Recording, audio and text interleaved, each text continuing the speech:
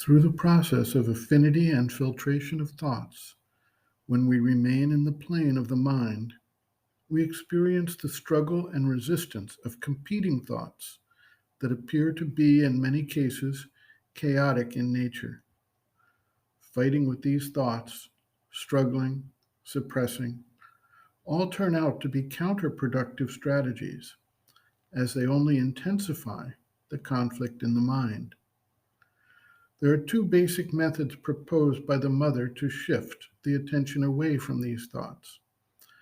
One of these is to rise above to a higher plane of mental consciousness, or beyond that, to the spiritual consciousness.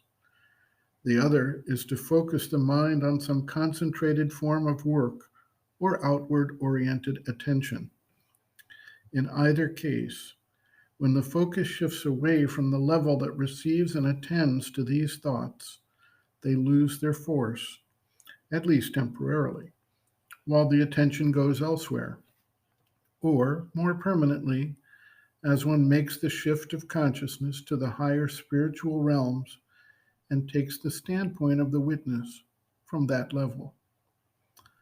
The mother notes, quote, "If you know how to rise to a higher level, simply into a region of the speculative mind which is not quite the ordinary physical mind, you can see all this play and all this struggle, all this conflict, all these contradictions, as a curiosity which does not touch or affect you.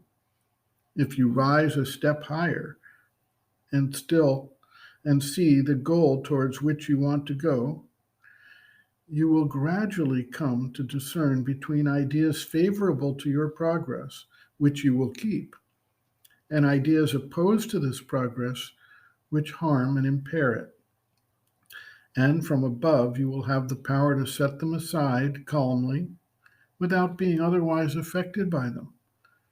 But if you remain there at that level in the midst of that confusion and conflict, well, you risk getting a headache. The best thing to do is to occupy yourself with something practical, which will compel you to concentrate specially. Studies, work, or some physical occupation for the body which demands attention. Anything at all that forces you to concentrate on what you are doing and no longer be a prey to these ramblings. But if you have the misfortune to remain there and look at them, then surely, as I said, you will get a headache.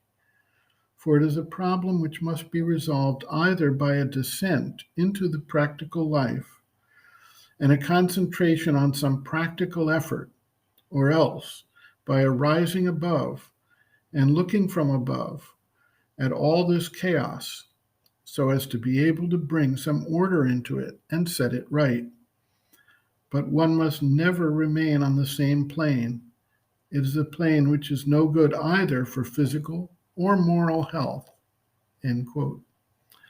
Reference, Sri Aurobindo and the Mother, Living Within, the Yoga Approach to Psychological Health and Growth, Disturbances of Mind, Unruly and Perturbing Thoughts, pages 35 to 43.